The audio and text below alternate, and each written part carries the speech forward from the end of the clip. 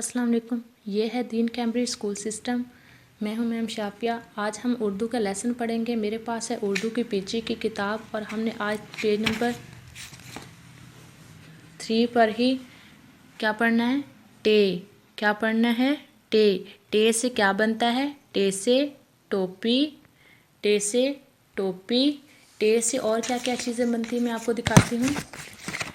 टे से टैबलेट, टे से टैबलेट, टे से ट्रक, टे से ट्रक, टे से टॉफ़ी, टे से टॉफ़ी।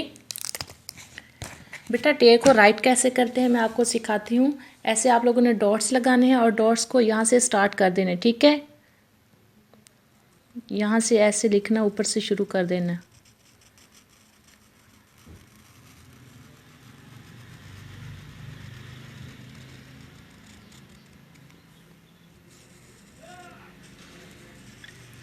ऐसे क्या बन गया, टे। आप लोगों ने ऐसे घर में टे की प्रैक्टिस करनी है और टे को लिखना सीखना है, ठीक है। ओके, अल्लाह हाफिज़।